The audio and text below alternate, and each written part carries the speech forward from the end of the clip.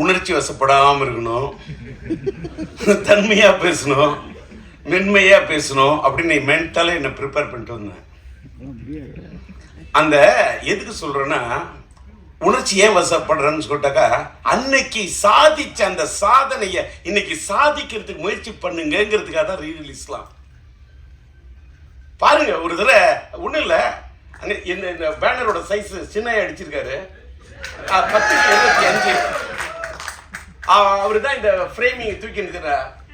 அதாவது பார்த்தா கிட்ட போய் அந்த ஒரு போட்டோ பார்த்தா அப்படியே என் பையன் தான் அந்த என்ன என்ன என்ன அந்த என்ன கலர் சேச்சுரேஷன், என்ன பியூட்டிஃபுல்லா, என்ன பிக்சல் ரேட்டு அப்படியே நேரில் பார்க்கறது மாதிரி ஒரு கலைஞன்.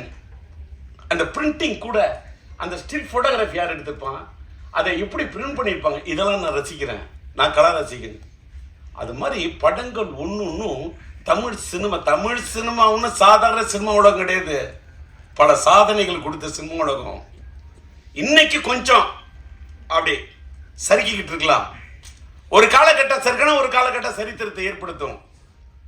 அப்படிப்பட்ட ஒரு சரித்திரத்தை இந்த படம் ஏற்படுத்த வேண்டும் என்று விரும்பி கேட்டுக்கொண்டு, இன்னைக்கு ஒரு பெரிய ஒரு விஷயத்த சொன்னா, எனக்கு கொஞ்சம் அப்படி கணச்சிக்கிட்டு அப்படி பேச ஆரம்பிச்சேன்னு தொண்டை வரல்ற மாதிரி இருக்குன்னு சொன்னோன்னே,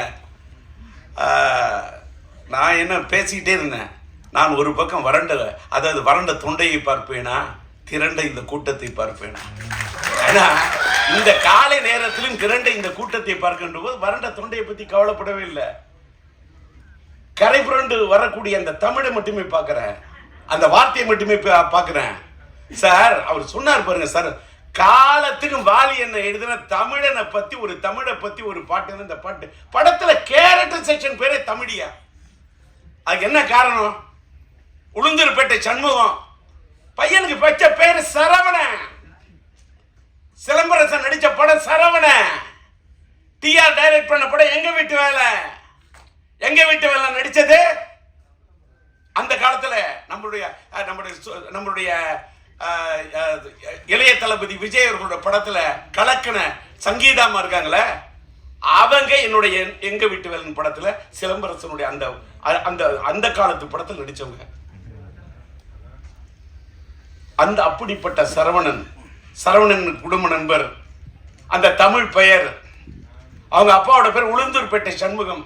என்ன முருகனை பத்தி எத்தனை பாட்டு, என்ன நயம், என்ன கலைநயம், என்ன கவிநயம். அப்படி எழுதினவரோட பையனுடைய படைப்பு. படத்துக்கு தலைப்பு வைக்கணும்னா தமிழ், கதாநாயகன் பேர் தமிழியா, படத்தோட டைட்டில் சிலம்பாட்டையா. என் பையனுக்கு நான் வச்ச பேர் சிலம்பரசன். அது அழகா எடுத்து சொன்னது. எனக்கு பிடித்த ஒரு பெரிய 50 காப்பியங்கள் சிலப்பதிகாரம். எனக்கு பிடிச்சது அந்த இளங்கோவன். என்னால வாழ்க்கையில் வாழ முடியாது. இளங்கோவன் படைத்தது அந்த சிலம்பு. இந்த ராஜேந்திரன் கண்டெடுத்தது இந்த சிலம்பு. எனக்கு கிடைச்ச ஒரே சிலம்பு இந்த சிலம்பு தான். அவன் காற்சிலம்பை வைத்துக் கொண்டு விளையாடினான், நான் என் கையில் கிடைத்த சிலம்பை வைத்துக் கொண்டு விளையாடினேன். அப்படிப்பட்ட என் மகனுக்கு சிலம்பரசன் என்ற பெயரை வைத்து, அந்த சிம்பு என்ற பெயர் கூட சிலப்பதிகாரத்தின் அடுத்த இதுன்னு யாருக்கும் தெரியாது. ஏதோ சிலம்பரசன் சுருக்கி சிம்புடணும், அதையும் தமிழோட தான் கூப்பிடுவேன். என் பையனை சிலம்புன்னு கூப்பிடக்குள்ளேயே என்னமோ அரும்பு பூக்கிற மாதிரி இருக்கும். அப்படியே தை மாசத்து கரும்பு தோட்டத்தையே கடிச்சு சாப்பிட சிலம்பு, அப்படியே கரும்பு சாப்பிடுற மாதிரி சிலம்புன்னு அப்படி தமிழை சொல்லி சொல்லி வளர்த்தவன் சார். அதாவது எல்லாரும் எத்திராஜிங்க, எல்லாரும் பையனை பொத்தி வளர்ப்பாங்க. நான் என் பையனை பொத்தி வளர்த்ததே இல்லை. எத்துவேன், ஃபைட்டு போட வாங்கடா குத்து, அடரா ட்ரம் அடிக்கணும், ட்ரம் அடிக்கணும், பீட்டோட அடிக்கணும்.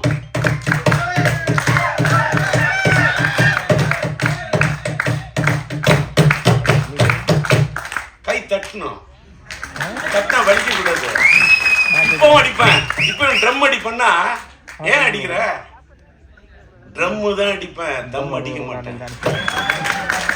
தம் அடிக்காம இருந்ததுனால தான் டம் பிடிச்சு நின்று பேசுறேன். வெளியில சில யூடியூப்ல டிஆரால அவர் பேச முடியாது, அவருக்கு முடியல, அதெல்லாம் சும்மா பேசுறால. இப்பவும் பேசுறல. அன்னைக்கு பார்த்திபன் சொன்னாரு கலாட்டா.comல, சில பேர் பேசுனா மைக்கை பார்த்தா பயம் வரும், ஆனா டிஆர் பார்த்தா மைக்குக்கே பயம் வரும்னாரு. டிஆர் பார்த்தா மைக்குக்கு பயம் இல்ல, டிஆர் பார்த்தா மைக்குக்கே ஒரு மயக்கம். மைக்குனா எனக்கு பிடிக்கும், மைக்குக்கு என்ன பிடிக்கும். இப்ப தெரிஞ்சுங்க, ஒரு பொண்ணை உயிருக்குயிர நீ நேசிச்சாதான் அந்த பொண்ணு உங்களை நேசிப்பா. அதான் காதல். லவ் என்பது கண்ணாடி மாதிரி. கண்ணாடியில் நீ ஒன்ன பாக்குற மாதிரி ஒரு பொண்ணை பார்க்கணும். கண்ணை பார்த்தா வருவது மட்டும் காதல் அல்ல, உன்னை மாதிரி ஒரு பெண்ணை பார்த்தாதான் காதல். என்ன இந்த வயசுல இந்த காதலை பத்தி பேசுறாங்க. அதனாலதான் உயிரோட ஒரு விஷயம் இந்த மாசமே வேலண்டைன்ஸ் டே காதலர் தினத்தை ஒட்டி வருது. ரீரிலீஸ்க்கு ரெடி ஆயிட்டேன். ஆக்சுவலா பாத்தீங்கன்னா இப்பதான் மேட்ருக்கே வர. இன்னைக்கு இந்த இடத்துல என்னுடைய படம் உயிருள்ள ஒரு விஷயம் படத்துக்கு நான் டிஆர் டிஜி மியூசிக் என்ற ஒரு மியூசிக் கம்பெனி ஆரம்பிச்சு அதுல உயிருள்ள ஒரு விஷயம் படத்துடைய ஆடியோ ரிலீஸ் பண்ணணும்னு நான் பிரசாத்ல இந்த தியேட்டர் லேப் தியேட்டர் பிரசாத்ல நம்ம ஜோதி தான் என்னுடைய நண்பர், அவர்கிட்ட சொல்லி புக் பண்ணி வச்சிருந்தேன். ஆனால் எத்திராஜ் சார் அவர்களும் நம்முடைய ரியாஸ்ட பணியாற்ற என்னுடைய நண்பன் பிஆர்ஓ நம்முடைய ராஜாவும் நாங்க வேற ஒரு இடத்துல இந்த ஃபங்க்ஷன் முயற்சி பண்றோம், ஆனா ஒரு சூழ்நிலை இல்லை, எங்களுக்கு பிரசாத்தில் தான் வைக்கிற மாதிரி இருக்கும், அந்த காலை நேரத்தை நீங்க புக் பண்ணி வச்சிருக்கீங்களா, நீங்க விட்டு தரணும் அப்படின்னு கேட்டாரு. அது மட்டுமல்ல, எத்திராஜை வச்சுக்கிட்டே சொல்றேன், இதே 6ஆம் தேதி உயிருள்ள ஒரு விஷயம் ரீரிலீஸ் பண்ணோம். எனக்கு பிப்ரவரி மாதம் 4ஆம் தேதி மைதில் நீக்கு அதை ரிலீஸ் பண்ணேன். பிப்ரவரி மாதம் 5ஆம் தேதி என் தங்கி கலன் ரிலீஸ் பண்ணேன். 210 நான் பண்ண படங்கள்லாம் பிப்ரவரியில் நிறைய ஹிட்டு கொடுத்துருக்கேன். பிப்ரவரி மாதம் எனக்கு பிடிச்ச ஒரு மாதம். அது ஒரு வேளை எனக்கு பிடிச்ச மாதம் நான் காதலர் தினம் வரக்கூடிய மாதமோ என்னமோ, அதனாலயா அதே மாதிரி பிப்ரவரி மாதம் தான் என் மனைவி பிறந்த நாள். என் மனைவி பிறந்த நாள் இந்த மாதத்தை பிடிக்குமா, இல்லை காதலர் தினம் வர்றதுனால எனக்கு பிடிக்குமா, இல்லை என் மனைவி மேலே இருக்கக்கூடிய காதல் உயிருள்ள ஒரு விஷயம், உயிர் உள்ள ஒரு விஷயம் இந்த காதல் இருக்கிறனால இந்த மாதம் பிடிக்குமா. இந்த மாதத்தில் இந்த அதுவும் பிப்ரவரி 6 எனக்கு இந்த பிடிச்ச தேதி. நானே டிஆர் எனக்கு பிடிச்சது 6, அதனால 6ஆம் தேதி படத்தை ரிலீஸ் பண்ணலான்னு பிளான் பண்ணேன். எத்திராஜ் வந்தார். எங்களுக்கு ஆட்டு தேதி இந்த 6 மாதிரி இருக்கு. இந்த பாலன்னு ஒருத்தர் நண்பர் அவருக்கு அவர் அழைச்சிட்டு வந்துட்டாரு. இந்த 6ஆம் தேதி நீங்க விட்டு கொடுக்கணும்னாங்க. சரின்னு 6ஆம் தேதி படம் ரிலீஸுக்கு தேதியை விட்டு கொடுத்தேன். நான் கொஞ்சம் தள்ளி வரேன்னு சொன்னேன். அங்கேருந்து இந்த ராஜா வந்து உங்களுடைய ஆடியோ ரிலீஸை கொஞ்சம் நீங்கள் தள்ளி வச்சுக்கிட்டீங்கன்னா இந்த பிரசாத் தேட்டரை நாங்கள் புக் பண்ணிட்டு நாங்கள் எடுப்போம், இதை தள்ளி வைக்க சொல்லி ராஜா கேட்டார். ஒரு பக்கம் ராஜா, ஒரு பக்கம் எத்திராஜ். எத்திராஜ் பேரில் பார்த்தாலும் ஒரு ராஜா, இந்த பிஆரோட பேரை பார்த்தாலும் ராஜா. ஒருதலை ராகத்துல கதாநாயகன் பேர் ராஜா, அது மட்டும் இல்லை என் பேரு உண்மையிலே ராஜா. இந்த பக்கம் ஒரு ராஜா, இந்த பக்கம் ஒரு ராஜா. சரி நீங்களே விழாவை நடத்துங்கன்னு தூவிட்ட ரோஜா. இதை ஏன்னு கேட்டா அதுக்கு தகுந்த மாதிரி நான் இன்னைக்கு ஒரு டிஆர் டிஜி மியூசிக்னு ஒன்று ஆரம்பிக்கிறோமே. என் பையனோட பிறந்த நாளில் அதை பிறக்க வைப்போம். ஒரு மியூசிக் கம்பெனி. இன்னைக்கு மியூசிக் கம்பெனியில் பெரிய ஏகப்பட்ட பிரச்சனை, அதெல்லாம் பேசுனா தலைப்பு மாறிடும். அது மறுபடியும் தனியாக பேசுகிறேன். இன்னைக்கு வந்த இடத்துல வந்தது மட்டும் பேசணும், கண்டதையும் பேசுனா அது முறை இல்லை. அதனால கொடுத்துட்டேன். இந்த தேதியும் விட்டு கொடுத்தேன், இந்த இடத்தையும் விட்டு கொடுத்தேன். சார் எனக்காக என்னையும் கொடுத்தேன். என்னை கொடுத்து தானே சார் என் பையனே வந்தான். என்ன கொடுத்து என் பையனுக்காக என்ன வேணா கொடுப்பேன், எதை வேணா கொடுப்பேன், என்னையே கொடுப்பேன், என்ன எதை வேணா கொடுப்பேன், என் வாழ்க்கையை கொடுப்பேன். இடத்தை கொடுத்தேன்,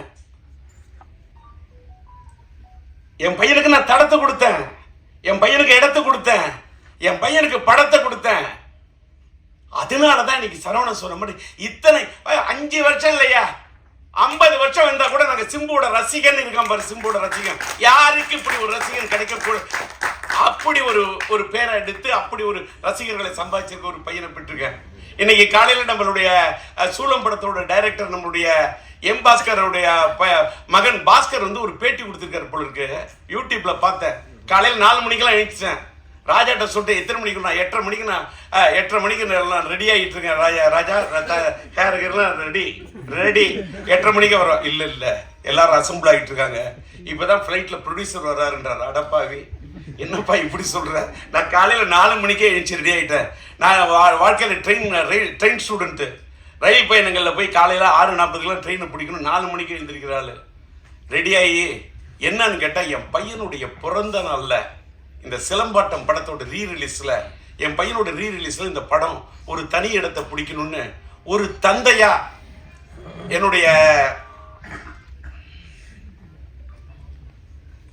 என்னுடைய ஆர்வம். அதுக்காக எனக்கு என்ன கேட்டால் நான் விட்டு கொடுத்ததுக்காக இது பண்ணல. நான் என் பையனுக்காக தள்ளி வரேன். என் பையனுக்காக தள்ளி வராமல் நான் யாருக்காக தள்ளி வருவேன்? அது மட்டும் இல்லை, இதே மாதத்தில் ஒரு வேளை நம்மளுடைய என்னுடைய இனிய நண்பர் நம்முடைய இளைய தளபதி விஜய் அவர்களுடைய ஜனநாயகம் இருந்தால் கூட என் படம் உயிர் வச்சு நான் தள்ளி போவேன். சார், நான் என் நண்பர்னு மட்டும்தான் சொன்னேன். அதுக்கு மேலே நீ கற்பனை பண்ணிக்கிட்டு பேனாவை எடுத்துக்கிட்டு அப்படி கேமராவை தூக்கிக்கிட்டு ஒளிப்பறிக்கையை பிடிச்சிக்கிட்டு வந்துடாதீங்க நண்பா. நண்பராக பார்க்குறேன். அவர் என் கலை உலக நண்பர். நான் புலியிலேயே போய் புடின்னு பிடிச்சாள். அதனால விட்டுருங்க. அதனால இன்னைக்கு பேசுனதுல ஏதாவது ஒரு கிளி பேசுனதுல வந்தாரு டிஆர்னா எல்மாவை பத்தி பேசுறாரு, ஏதாவது ஒரு கில்மாவா பேச மாட்டாரா அப்படின்னு உங்களுக்கு ஒரு எண்ணம் வரக்கூடாதுல்ல. அதுக்காக தான் இதெல்லாம் பத்தி எல்மாவை பத்தியும் பேசுவேன், சினிமாவை பத்தியும் பேசுவேன், இப்படி கிளிகிழிப்பா கொஞ்சம் கில்மாவும் பேசுவேன். அதான் டிஆர். அதனால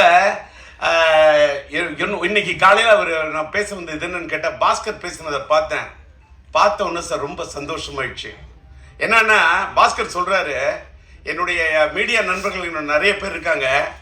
இதை வச்சுக்க இந்த போனை அது ஃப்ளைட் மோட்ல போட்டுக்கணும் மறந்துட்டேன்.